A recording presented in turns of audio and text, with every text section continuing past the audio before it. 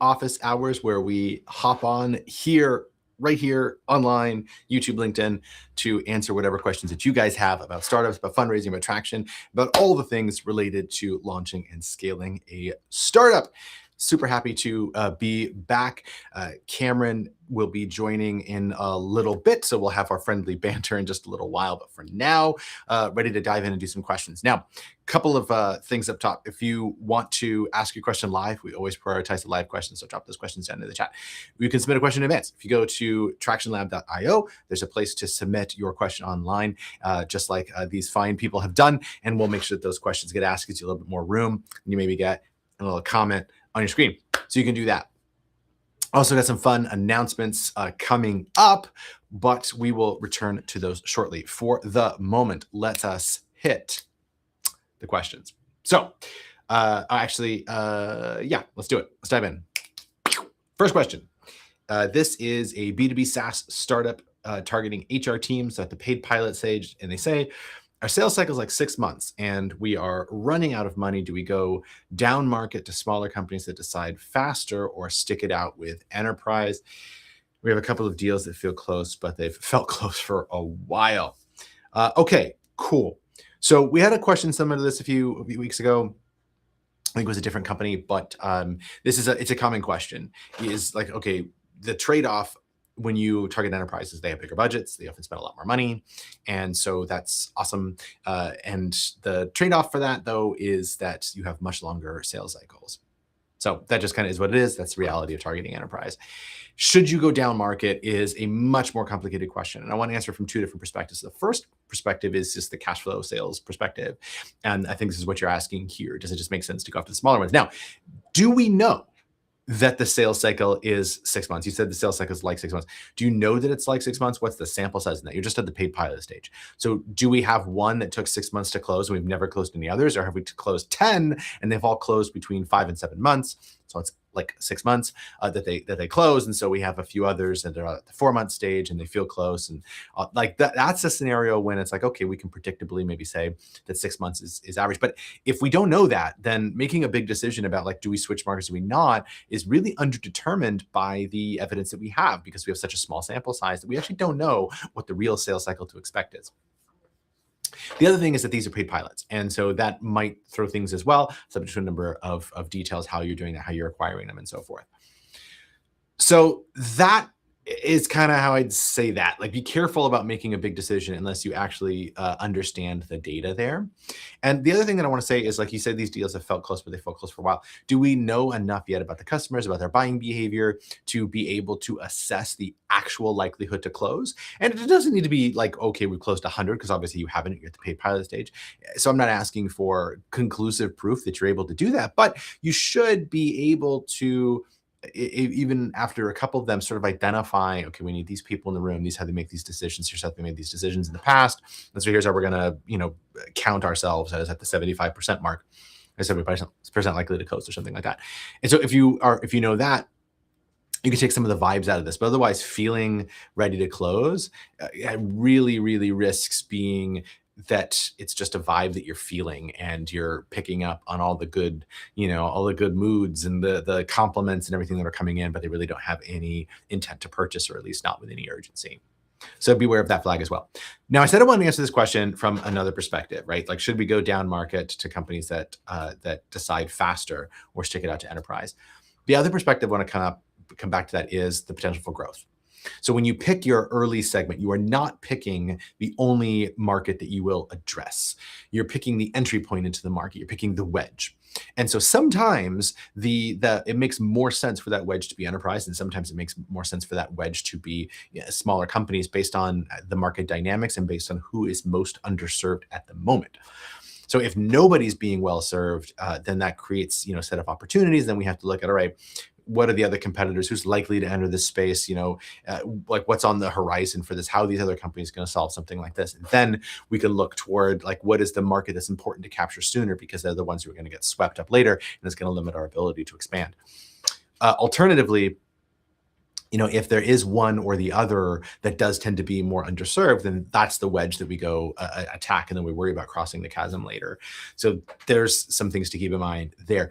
Lastly, I would be kind of remiss if I didn't bring in how AI is going to change this for you in the future. You don't say what you're doing for these HR teams, but it's B2B SaaS. And one of the biggest risks for B2B SaaS right now is indefensibility. And so this is something you want to address early. If you're targeting these big enterprises, it's pretty near term that a lot of them are going to start taking these capabilities, these operational capabilities that they're outsourcing to SaaS, and start doing those internally because the cost of development is so much cheaper due to AI. And so how are you going to defend against companies just deciding to do this internally because it's cheaper and they can get exactly what they want completely customized over going outside and hiring your software product to do it for them? That's kind of going to be the big question that I have on that as well. And we do see that a lot more with enterprise and then with very small outfits that kind of hack things together. Those are the two groups that are doing some of this right now where we're seeing these early signals. And in the middle, the meaty middle there is probably where we're seeing a little bit less of that because they have less activatable resources, but they also aren't so starved for resources that they're forced to be scrappy, based on what they're doing there. So a couple of thoughts around that. And that's it. That was a fairly robust response to what was probably a straightforward question, but feel free, if you're watching live, to drop some more details and we can revisit the question. If you're not and you're just watching this on the replay, feel free to provide more detail in the form again and we can tackle it. So now that we've addressed our first question, we're just going to do some rolling announcements as we go. And so one is that our applications are open for the Traction Labs Investment Readiness Engine. Ordinarily, I'd just let Cameron speak to this, but he won't be joining us for another 15 or 20 minutes.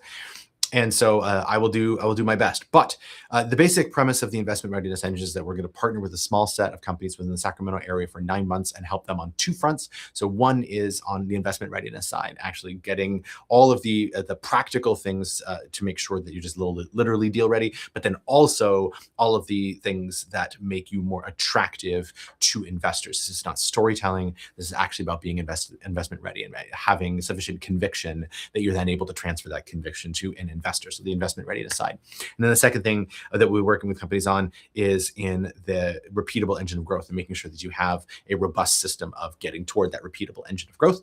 So we're working toward those two things in a basically one-on-one, highly customizable fashion, stage gated with increasing resources coming from the Traction Lab. It costs nothing. It does not cost money. It does not cost equity because it's been very graciously grant funded by the city of Sacramento. So that's a pretty awesome thing. And then it will culminate at the end in a competition for $100,000 in equity investment that the Traction Lab is putting together. So there's that. If you're interested, you can go to tractionlab.io. You can just click the IRE button there and read more detail, submit an application. We're going through applications now. We're having conversations with founders now, and the spots are starting to fill up. So make sure you get that in, and we're going to be kicking off pretty soon.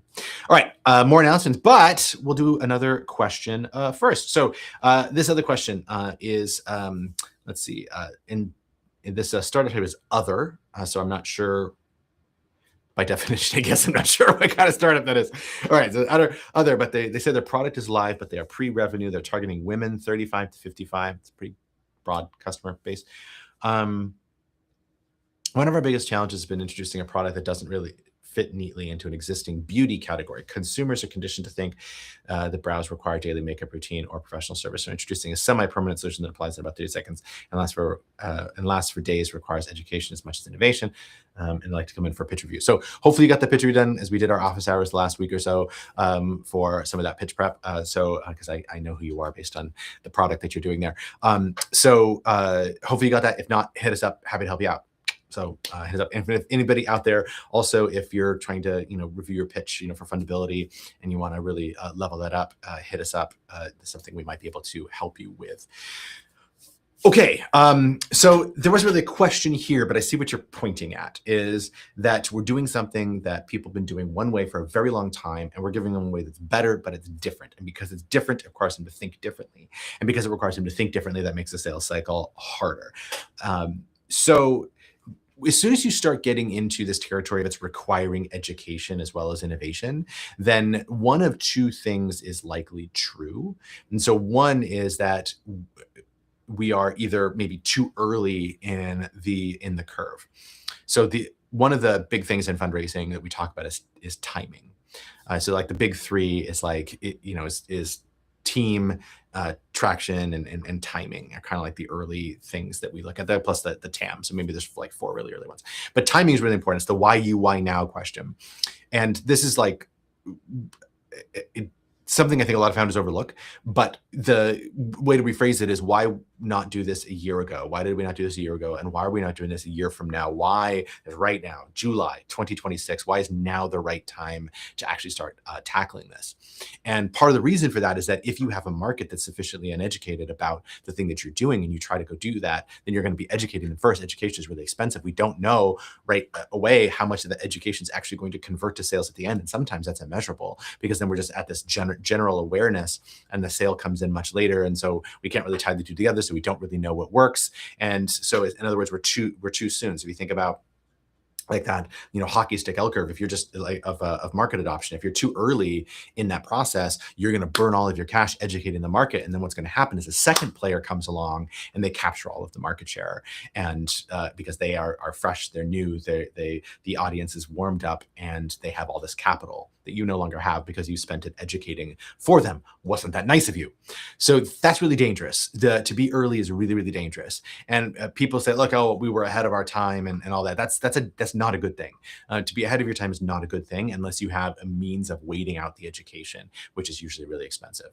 So that's one thing I'd be really, really cautious of are you just on a place on that curve where you're going to spend all this money educating people and then just burn out of business, and then somebody else with more capital or with fresher capital is going to come along and just kind of kill you. Be wary of that. The other thing that I want to say about this is that might be true is not that it's a question of market timing, or the wrong market timing, but a question of the wrong customer segment. So who is it that isn't going to require that education, either for one of two reasons? Either one, they're in this space a well-educated, well-informed consumer, and they're an early adopter in this space, and so they're ready. They don't need education. It's like, oh, I get that. Yeah, let's do that. And so as soon as you tell them what it is, they're like, oh, why wasn't that done sooner? We do that in so many other areas. Why weren't we doing it for browse? This doesn't make any sense. If you got that consumer out there, that's awesome. The other way to define that narrower niche customer segment is based on their desperation. So if they're a consumer that is really desperate for a solution, and they're really high on that early adopter pyramid, not just has a problem and knows that they have the problem, but they're actively looking for a solution, they're not really finding anything. And so trying to hack something together to make it work, and it kind of sucks, right? At that level of desperation, you can get somebody to have a much lower education cost, because as soon as you're giving them something that might work, you're giving them hope, and the hope will draw them in. And once you draw them in, then you can kind of make that close pretty fast. And if you can't, they just didn't have the urgency anyway. So desperate people try desperate things is kind of the crude or crass way of putting that. But I would say it's one of these two things. Like you cannot do a successful startup under normal conditions by actually just educating the market. It doesn't work. So either your timing is wrong or the customer segment is wrong. And so I would focus on which one of those two things can we tweak. Are we confident in our timing? Is the cultural zeitgeist where it needs to be for this to actually catch on and catch fire? Or are we too early? If we're too early, let's not burn that cash now, let's burn the cash later. And if it's not a question of timing, it's just a question of customer segment, then who is it that's actually currently so underserved by the existing products in the market that translate them into a willing buyer right now? And that desperation is going to override that need for a lot of robust education and cautiousness. Hopefully that was helpful. All right, we've got several more questions, probably only get to one or two before Cameron hops on. So I will give another shameless plug. If you're in the chat, say hi. You guys are normally a bit more talkative, but I also know Cameron normally warms up the chat, and I didn't do that. But if you got something to say it. And if you want to react to anything that we're doing here, you can do that. We do share reactions in real time as well. Love when you guys show up and engage in the chat. I know it's a little more boring when Cameron and I don't have our witty banter about us. But what can we do? He had a conflict. He'll be here soon. Okay, so next announcement is that we are dropping on Sunday. So if you're watching this live, that's day after tomorrow, Sunday the 26th, our 100th episode of the Traction Lab podcast. So kind of a big milestone there. It's a weekly podcast. And we're going to hit 100 episodes. So that's super exciting. We are thrilled to be hitting that. And can't wait to share that with you. We'll have something special planned for the 101st episode, because we feel like cross the milestone. Like you hit 100, okay, you hit 100, but can you keep going? Like, can you cross the milestone? So 101st is when we're choosing to do our celebration. So stay tuned for that. But 100 episodes in, thank you guys for those of you who listen. If you haven't opened up whatever podcast app you've got, do it right now. Traction Lab podcast, you'll see the nice green teal, Traction Lab logo in there. The little green arrow will definitely be there. It's teal, but it looks green on the screen here. And then, hit subscribe, like it, rate and review it, tell us how to improve it, do all the things. We're here for you guys, but we're pretty thrilled with hitting 100 episodes. All right. With that, let's dive into more of the pre-submitted questions. If you got a question live, I will prioritize it, and Cameron will be along shortly. We will prioritize your live questions. Drop into the chat. That's cool. Otherwise, thank you for submitting them in advance. TractionLab.io. You can submit yours in advance too. Here we go. So this is a B2B SaaS serving teachers. The product is live, but they're pre-revenue. Got a theme going on there. And this is a question. The people who use it don't have any budget, and the people with budget don't use it. Is there any way around this, or is education just a bad market? So it's a common problem. And when we actually talk about this buyer problem, there's usually two examples that we give that speak to the problem most acutely. One is nurses, right? Nobody pays to make a nurse's life easier. And I just don't. Like, even if nurses love a product, if nobody's paying for it, doesn't matter because the nurses aren't buying it themselves. And the second example is always teachers. Same thing. Teachers are expected to do a lot out of pocket, and that blows both for teachers and nurses. But teachers will buy some supplies and do some of that out of hand. And some, when it comes to software and things like that, they usually don't. Particularly when it's something that we're getting student data in that starts getting crossing some barriers, some boundaries that the district isn't going to like. So this is a tough market to get into, but the answer is not in necessarily the market. The answer is in reframing it. So you said the people who use it don't have any budget, and the people with budget don't use it. That's not actually relevant. And this is the distinction between a user and a buyer. And so if the buyer is the school or the school district, then the question becomes, what is the value that you're delivering to the school or the school district? The teachers are just the users. The teachers are the mechanism through which you deliver that value, but the value isn't for the teachers. The value is for the schools, the school district. The value is always for the economic buyer. And if you deliver no value to the schools and no value to the school districts, and you're just delivering value to the teachers, making their lives marginally easier in a way that the district doesn't care about, then they are never going to buy, because you are not delivering the person who writes the check any value at all. So the only person that you can convince to buy is the teacher, and it doesn't sound like you're going to do that. So that's how I think about that. How are you actually creating that value? What does that look like? Are you just freeing up teacher time? If so, what do they get in return for that? Are you improving outcomes? Are you improving test scores? Are you improving, delinquencies? What is the tangible outcome that you're actually producing? Maybe it's behavior. There's going to be something there that you can maybe lean into and see if you're going to explore the value creation that might bring to the districts and the schools. But if not, then yeah, it's a bad market, or at least it's a bad product market fit. There's no real business model fit here, because you don't really have customer problem fit. You have problem user fit, but you don't have customer problem fit. The other thing I want to call out here is you said the people with budget don't use it, and the people who use it don't have any budget. And this is something I kind of want to pull apart. So if you're selling something that the teachers really want to use, and it doesn't have a lot of student data in it or something like that, or some barrier where the districts might object, so the teachers are free to use it, but but they have to pay for it, and it's not something that is prohibitively expensive, then it becomes a question about, are you creating sufficient value for the teachers to warrant them paying it out of pocket? And if you feel like all of that is true, but they're still not paying for it because they don't have the budget, they're lying to you. They're being polite, and you're actually misreading the signals. So be really cautious of that, because you're going to get that a lot, where it's going to be person A says, oh, we love this, we'd use this, we don't control the budget, the budget's controlled over here, and they're giving you a polite brush off. They're having somebody else say no on their behalf. They're outsourcing the no, so they don't have to say no to your face. Very common. So do beware of that. Cool. We've got 3 more questions. I thought there were only 2 more. So we got 3 more questions. I think, since I answered that one fast, I'm gonna do another one. And Cameron's gonna join, and we'll have some fun. We'll see if Cameron's on time. He said 12:30. We'll see. Let's go. This is we've got an AI machine learning tool. All right, cool. We're gonna activate it. We're gonna activate the brain. All right, here we go. They are targeting e-commerce. They have an MVP in progress, and they say it's built an AI thing, and everyone we demo it to says they could just use ChatGPT for this. I don't think that's true, but I also can't really explain why not. How do you compete when the base model does 70% of what you do for free? You can't. Next question. You can't. They're telling you you're not delivering sufficient value to warrant paying for it, aside from maybe the $20 that they might be paying to ChatGPT. The audience has spoken. You're done.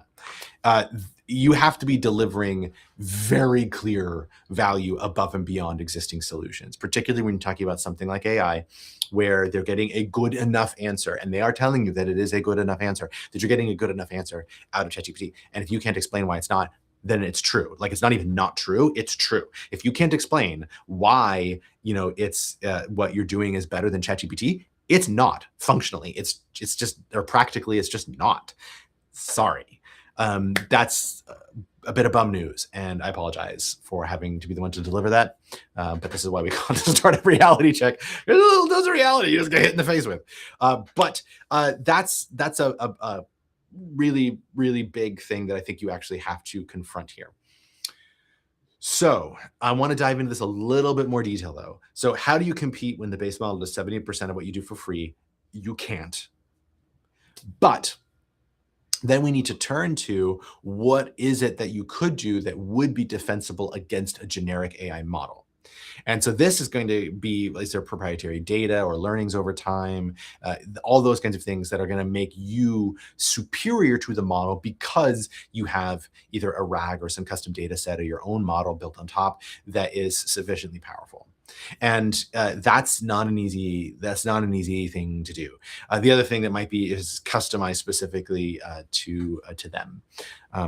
There are other things that you maybe could have done a year ago in fundraise again. So it'd be like, well, we're being this AI machine learning tool for e-commerce, and we integrate with Shopify. And so it's kind of one click and all your data goes in there, and then we're delivering all these insights. It's like, woohoo, magic. And that seems like it'd be cool. And that might, there's going to be a large chunk of the market that's not going to like export data from Shopify and then go to ChatGPT and like upload data and try to like do the thing. But that's rapidly changing, and I don't think you're going to have good luck fundraising in 2026, and definitely not in 2027 based on something like that, because for the same reason that I gave earlier, if you were on earlier, is that defensibility in the face of AI is killing a lot of SaaS. And so if you're already blurring the lines here, then like that's going to be really tough to compete against, because like take something like, just Claude Cowork. They could probably right now with a couple of prompts connect Shopify to Claude Cowork, pull some data in, define some reusable skills with the help of Claude Cowork, and then kind of get this functionality out of the box. Are they going to get as sophisticated dashboards and things like that? No, but they could also just have Claude create it for them too, if they wanted those things. So like that's within their capability. Now, most people aren't going to do that right now, but they are going to do it 2 years from now. And anybody who's not is going to be a dinosaur, and they're going to be killed by the companies that are. And so when you think about like defensibility, it's not a question of like, what can people do with ChatGPT or Claude right now in July of 2026? Like these startups you're going to be with before you reach an exit, it's like 7 years. Think of 7 years advancement in the future of AI. And is what you're doing here going to be valuable to anybody at all?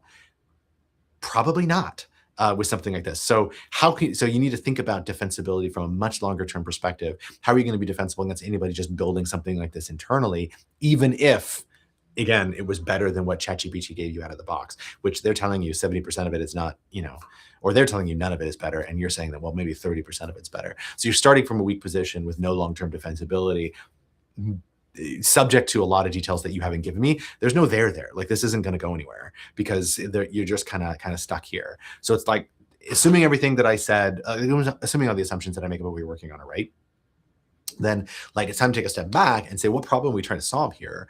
And is that the right problem for this customer? Do they have a problem that's severe and urgent? If they do, then they're not solving it with ChatGPT right now. And if they say it's severe and urgent, they could solve it with ChatGPT, but aren't, then it wasn't a severe and urgent problem to begin with. So what are the severe and urgent problems that they actually have? What are the ones that they're not solving that you can use to actually leverage, against this? That's how I started to think about that. It's like, how can we actually get in front of people and get with a solution to a severe and urgent problem that's actually going to cause those people we get in front of to bite, to chomp down, and lure them in, with the fish hook. Yeah, that is that.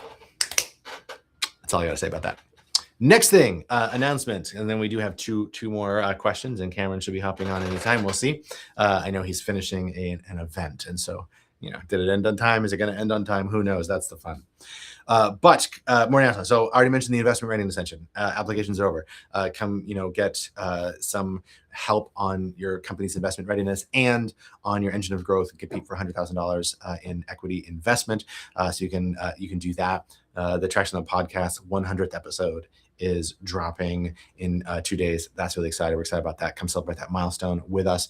And then lastly, the thing I wanted to mention is our Traction Lab Venture School. So if you want to hop in and get some help specifically on getting a repeatable path to growth, getting those early paying customers, maybe they're your first paying customers, maybe you have a couple paying customers and you're trying to get to a repeatable system of growth that you can just invest into and pour gas on the fire and just grow this thing out of control. If you want to figure out how you get from that to that, that's what the Traction Lab Venture School is for. It is a full year of support from the Traction Lab. We have weekly private office hours. We've got guest speakers. We've got some full curriculum if you want to explore how to do some of these things. And you can also opt into some hot seats if you want to, hop in and get with the community as an audience, some one-on-one coaching. We can do that. If you want some added support, on top of that, you can opt into our plus, with the Traction Lab Venture School Plus, TLBS Plus, which will also get you, bi-weekly meetings with the Traction Lab, where we're going to dive into the weeds with you. We'll jump into the pond and help you walk to the other side. Kind of do that together, as opposed to just teaching you how to do it. So if you want to find those early customers, find a repeatable path to growth for those early paying customers, hit up the Traction Lab Venture School at tlbs.link, or you can go to tractionlab.io. And so it's TLBS at the top, and you can go and apply for that. Hope to see you on the inside for those. All right, we've got a couple of more questions to get through, so let's do it. The next one, if you got a question, a live question, we will prioritize it. Drop it into the chat. All right, this one is B2B SaaS for landlords. It's been popping lately. We're getting tons of questions and seeing a few startups actually, crossing our desks, so to speak, in this space. So definitely a hop in space. All right, B2B SaaS for landlords. They got somewhere less than $100,000 in ARR, and they say we keep getting feature requests that would basically turn us into a completely different product. Some of them are from our best customers. How do you say no without losing them? Roadmap is a mess right now. Everything feels urgent. So a couple of different things to tease out from this.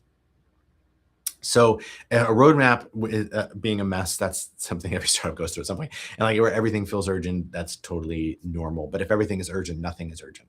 So this is where we need to focus predominantly on risk and see where if we look at this roadmap here, where does we see the greatest risk, and how can we, rapidly de-risk some of those things through the development of whatever's in the roadmap. So that's kind of a general answer because it's general to startups and it wasn't really addressed to your question, but super common. Focus on risk. Always focus on risk until you've got a repeatable path to growth. All right, but customers want something different than what you're offering. Some of them are your best customers. How do you say no without losing them?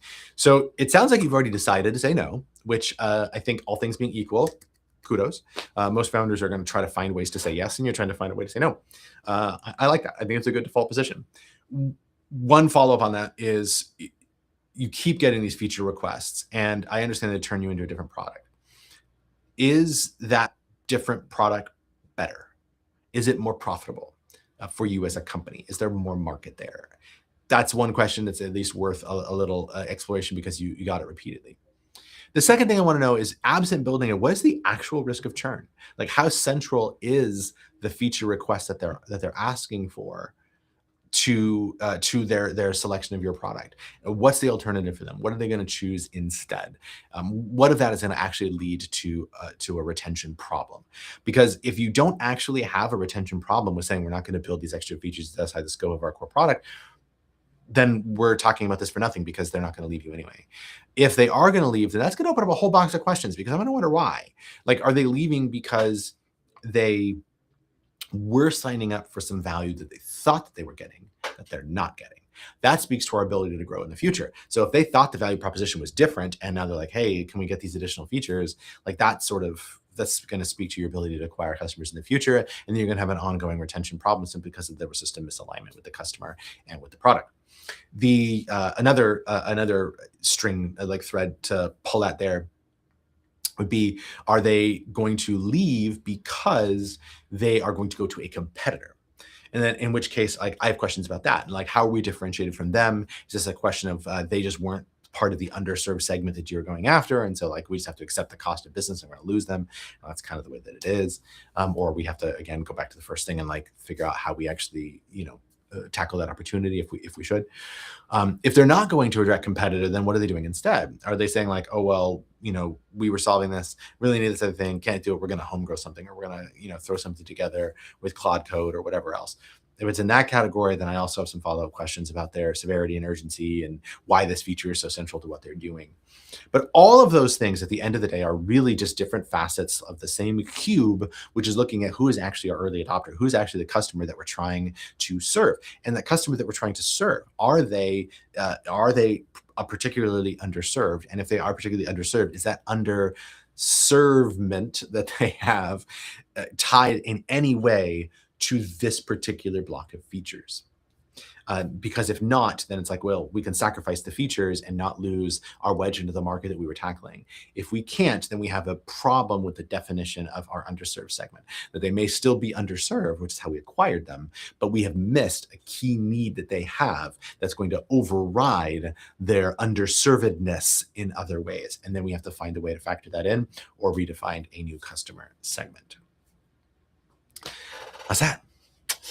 Don't have anything else to say. If you got a question live, drop it in. But we do have one more question that was submitted in advance. If you want to submit your questions in advance, you get a little bit more breathing room. Trashllab.io. There's places to submit that. I think there's a content button or something at the top. Fill out the form. Get a little more breathing room. Ask a robust question. But you can always ask them live here. We do prioritize the live questions when they come. But a lot of people submitted questions in advance this week. So maybe you guys couldn't make it and you're just trying to get your question in advance. I don't know. Let's do it. This is B2C, so we're doing a complete twist on all of the questions that we've had so far. It's a B2C mobile app for consumers at the idea and pre-product stage, so another big pivot.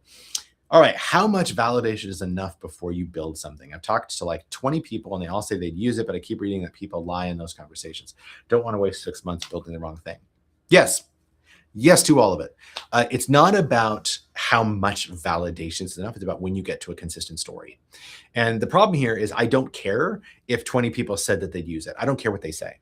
This is what we call the say-do gap. It's not about people lying in those conversations. It's about that there was nothing at stake. And so all of the pressure, the social pressure, is pointing toward them finding ways to say yes and not finding ways to say no. When you ask them to part with money, for example, then they're going to find ways to say no, as opposed to trying to find ways to say yes. Second to that is that they're also could be looking at idealized versions of themselves. So when you ask them about would they use something, like, oh yeah, that would help me be more awesome in whatever way you help make them more awesome. You didn't really say what the product was. Like I work, it's like going to the gym. You sign up to go to the gym because you want to be a person who is in shape, like that vision of yourself that maybe is fit or has lost weight or is healthy or is sleeping better or whatever. And so that vision of yourself becomes tied to your gym membership, and then canceling the gym membership, even if you're not going, becomes harder because now the membership is tied to a future version of yourself that you like. And so to cancel the gym membership is to give up on that future version of yourself. And so if you fast forward before that, like before the person ever signed up for the gym, they wouldn't have signed up if they didn't think that they'd use it. And so they had this idealized version of themselves. And so when you're just asking, would you ever, you're going to even get more people than ever signed up for the gym to say that they would be interested in going to a gym because of that future version of themselves. So you're like 3 levels removed from an actual paying, staying customer, because they're looking at something that is where they're able to project the attributes that they want to see in themselves into the future. And because they're in the future and not immediate, they don't have to take action on anything now. It doesn't have to become real, and they can sit in that idealized version of themselves. And all they're really doing is lying to themselves at best. They're not being dishonest to you, and they might not even being dishonest to themselves. They may have good intentions, but it's just not real enough yet for them to actually practically consider how to do this. And therefore, one of the things that I want to, there's two things I want to say. I want to talk about discovery versus validation because you're confusing the two. And then the second thing that I want to talk about is the say-do gap. So because we're already going down the say-do gap pathway, I'm gonna do that. So I've kind of implied it already, which is people are going to say something that isn't necessarily going to align with what they do. And we call that the say-do gap, the difference between what they say that they'll do and what they'll actually do at the end of the day. And that gap is huge. And there's a couple ways to get around it.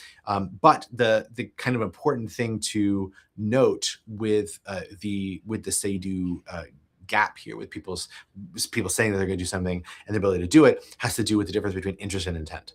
So this is where, again, they don't have to be lying to you or even lying to themselves. It could be genuine interest without intent. And until you make something real and force them to take action, they don't have to cross the gulf between interest and intent. And they can just sit in interest land and be super interested, and you see the whites of their eyes and everything will be amazing because they're sitting in this interest land. But we don't care if they're interested. We care if they intend to buy.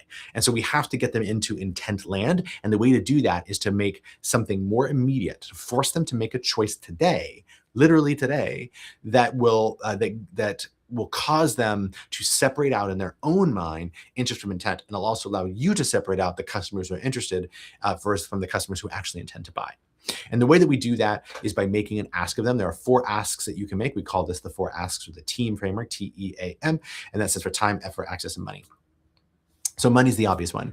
This is where you literally ask them for money. In a B2C mobile app, this might be a little harder, but you can do pre-sales. You could do a Kickstarter campaign. There's a lot of ways you could do that to try to capture that. Another thing you could do is not to actually capture the money itself, but to capture the intent to give you money. So this would be where you do a fake door test. You like set up a landing page and you drive customers to that landing page. When you drive them to that landing page, they see all the information, they see the pricing, they see the features, they see the benefits, they see all of that. They go, this is awesome. And then there's like an email address field and it says sign up, and they go, yeah, I'm signing. Like, get started now, or start my 14-day free trial or whatever. They type it in and boop, and they hit that.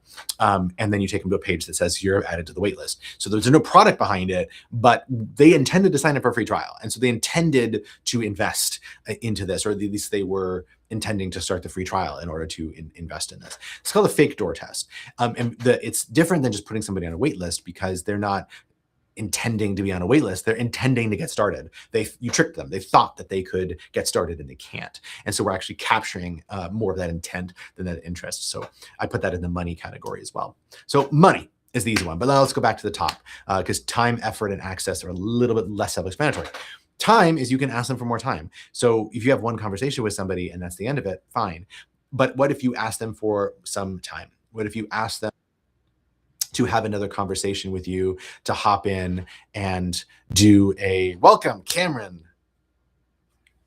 I can't hear you, bro. I said, whoa, hey-o.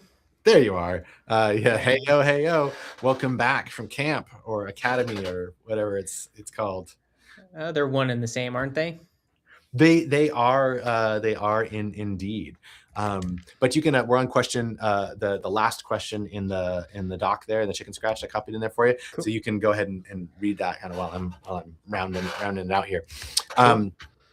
So I was going through the TEAM framework. So you can ask them for another meeting. Hey, like, let's have another conversation. I want to dive deeper into your specific use case and the things that you've tried and do all that. People are going to be less likely to give you more time if it's just interest. It's a small thing, right? That doesn't mean that they'll buy, but it's a little bit more than they would have otherwise had. Effort is to ask them to do something. So like B2C is always a little bit harder with this, but maybe I'm just going to make something up here. Like, let's say you were a productivity app or something like that. And so you wanted to help them get better use of their time and better track their time and everything like that. And so they're all using an existing app because they all try it, but it sucks in some way. So you ask them to create an export, to go into their account and export their data from there so that you can create a more realistic mock-up of what you're trying to do to help them with that or something. It's not about that mock-up, although you are going to learn from that rapid prototyping that's like realistic to their data. But more importantly, you're going to learn whether it was even worth the effort for them to go into their old account somewhere and like export some information. So you can do effort. So that's time, effort, and the last one is access, because we already did money. So access is you can ask them for an introduction to someone else. This is their social capital. So they're not spending their dollar capital, they're spending their social capital. They'll introduce you in B2C to a friend. Who do you know that experiences a problem that I could interview?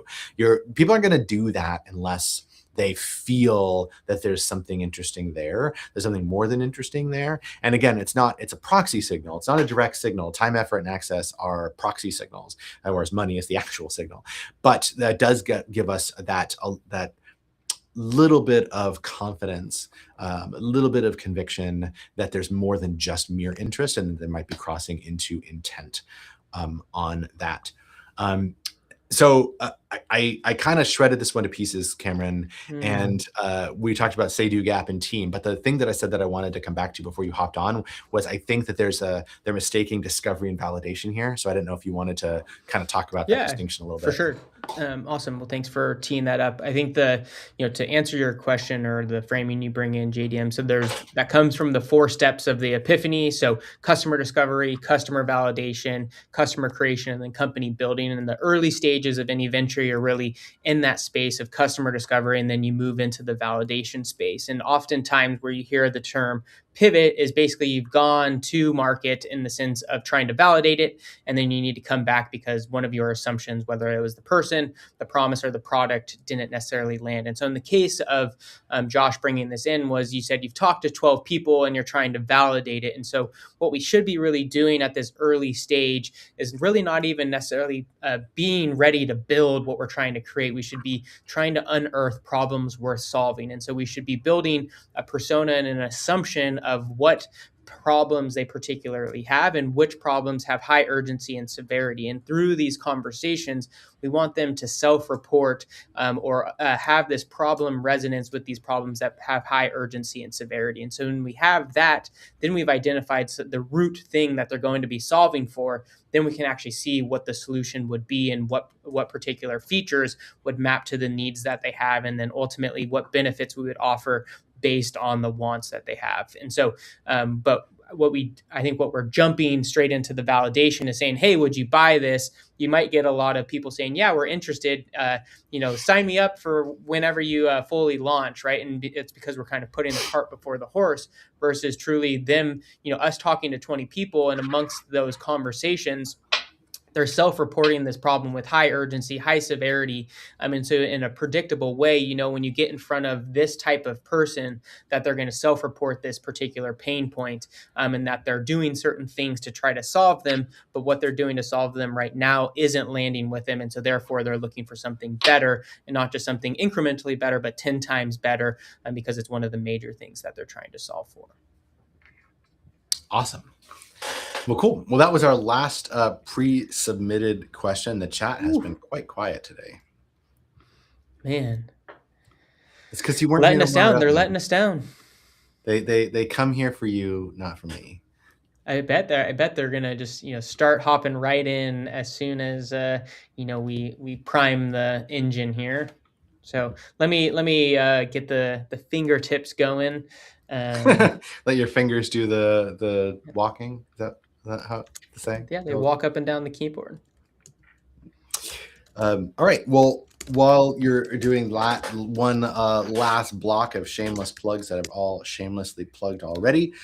So just as a reminder, 100th episode of the Traction Lab podcast drops on Sunday. So check that out. It's not going to be a big celebration. As I said, big celebration is the 101st episode. Anybody can get to 100, but can you get to 101 is really the thing. No, but it's like we've done 100, and now it's like we've crossed that chasm, and now it's like, all right, 101 is like, that's a big celebration. You've fully gotten on the other side of it, right? It's like, we got to the destination, but you push through the finish line. 100%. So that'll be a week from Sunday, but check out the 100th episode. It's gonna be a good one. So check it out. Then we've also got applications open for our investment readiness engine. So you want help, in getting investor conviction in your startup, and help with the growth engine itself, and you want an opportunity to compete for maybe $100,000 equity investment that the Traction Lab is putting together. Join the investment readiness engine. You can apply at tractionlab.io. And we're reviewing those applications now. It's a program that's been funded by the city of Sacramento. So thank you very much to the city for supporting that. But check that out. Second thing, or third thing, I guess, is Traction Adventure School. So we're rocking and rolling with the Traction Adventure School. So if you want a year of support from the Traction Lab to help you find those early paying customers and a repeatable path to acquire more, then hop on in. A whole kind of mixture of support. We've got community, we've got curriculum, we've got office hours, we've got hot seats, we've got guest speakers. If you want some one-on-one support, there's an option for one-on-one support as well. You can meet with Cameron and I. We'll dive into the weeds with you every single week, help you get shit did, and move forward in an evidence-based fashion towards that repeatable path to paying customers. So if you want to focus on getting some paying customers for your startup, hit up TLBS. And so again, tractionlab.io, click the TLBS thing and hop on in. We'd love to have you. Have I missed any other announcement? Oh, we have our high conviction happy hour next month. Yeah, so we have our second high conviction happy hour that will be taking place on August 27th. 27th from 6 to 8 p.m. We'll be at Aggie Square. So we'll be taking over the boardroom or a bigger room, depending on signups. So we'd love for you to join us. It's an awesome session where we have two entrepreneurs do basically it's a pitch, but more in the sense of a dissertation of their startup. So they're going to be getting up there, defending why they have evidence to back up the current state of their business and then where they're ultimately going. We have an amazing Traction Lab review board that will be poking holes into their businesses and helping them make a click forward that evening by saying, here's the biggest risk I have and the actions I need to take in order to get that evidence. And so if you want to join us for that high energy session, as everything, with me and JDM, it's a fun session, but also just being in the room, there's a lot of learning that comes from how people poke and prod into startups, but also you as it's easy to flex that muscle oftentimes on other businesses. And so you get to see things, but then how might you reflect that muscle back on your own startup? So I'm going to throw that link in the chat, but definitely join us for that. Yeah, it's one of my favorite events that we've put together. And so really happy to have it being a recurring quarterly event. So definitely come. Looking forward to seeing you all there. Plus happy hour. Come on. Or is it a sad hour for some? Depends on whether you're one of the startups or whether you're in the audience. Yeah, exactly. But yeah, all kinds of cool people there. So come meet cool people. Well, with that, I think we're just about out of time.